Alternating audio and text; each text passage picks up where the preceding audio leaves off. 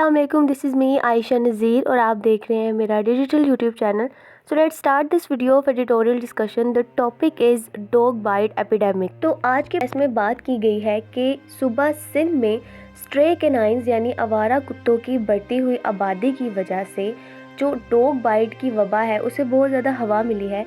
जैसे कि सूबाई वज़ीर सेहत ने बुध के रोज़ सिंध असम्बली को बताया कि इस साल के पहले 10 महीनों के दौरान पूरे के पूरे सूबा भर में जो डॉग बाइट के केसेस हैं वो 2 लाख से भी ज़्यादा रिपोर्ट किए गए हैं। इन आदाद की जो तस्दीक है वो दूसरे ज़राओं से भी हुई है। फॉर एग्ज़ाम्पल, कराची में कायम इंडस हॉस्पिटल के अंदर जो रैबिज़ प्रिवेंशन सेंटर है यानी कुत्तों के काटने से बचाव के लिए जो एक सेंटर बनाया गया है इंडस हॉस्पिटल के अंदर, उसके मैनेजर ने हाल ही में इस अखबार को रिपोर्ट किया या बताया कि इनकी सहूलत के 2 हफ्ते के अरसे में यानी इनके जो सारी फैसिलिटीज़ हैं उन्होंने 2 हफ्ते के दौरान 600 से भी ज़ायद इस तरह के केस इलाज किया है। उन्होंने मज़ीद बताया कि मुतासरीन में से बहुत सारे लोगों को डॉग बाइट ने बुरी तरह से मुतासिर किया और इससे भी ज़्यादा तशवीशनाक बात यह है कि इनमें से बहुत सारे लोगों को प्राइवेट वेलफेयर हॉस्पिटल्स रेफ़र किया गया क्योंकि जो हमारे गवर्नमेंट हॉस्पिटल्स हैं वहाँ पे रैबिस की वैक्सीनेशन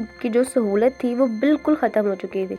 डॉग बाइट के ख़तरे से निपटने के लिए हमें एक ऐसे नुक्ता नज़र की ज़रूरत है जिसकी 2 शाखें हों। मिसाल के तौर पे सबसे पहले तो जो हमारे गवर्नमेंट हॉस्पिटल्स हैं उनको रैबिस की जो वैक्सीनेशन है उससे इक्विप्ड किया जाए, यानी वहाँ पे वैक्सीन जो है उसको प्रोवाइड किया। दूसरा ये कि जो हमारे स्टाफर्स हैं, जो हमारा अमला है, उनको भी मुनासिब और बर वक्त इलाज करने के लिए तरबियत दी जानी चाहिए जिससे लोगों की जानें बचाई जा सकें। और सिर्फ स्टाफर्स को ही नहीं बल्कि जो हमारे पेशेंट्स हैं उनको भी फॉलो अप इलाज के लिए मशावरत की ज़रूरत है, काउंसलिंग की ज़रूरत है। हमारे जो हेल्थ एक्सपर्ट हैं वो भी हमें ये बताते हैं कि रैबिस की वैक्सीन के साथ साथ रैबिस इम्यूनोग्लोबिन भी लगाने चाहिए ताकि जो बॉडी है वो ऑलरेडी रैबिस से इम्यून हो जाए।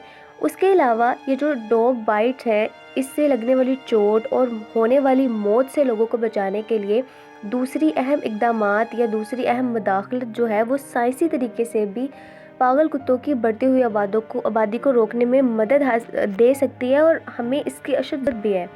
पागल जानवरों को इखलाकी तौर पर नीचे रखना, कुचल देना या फिर जालिमाना तरीके से उन्हें मार देना, ये सारे के सारे जो इक़दामात हैं ये गैर मुअस्सिर है।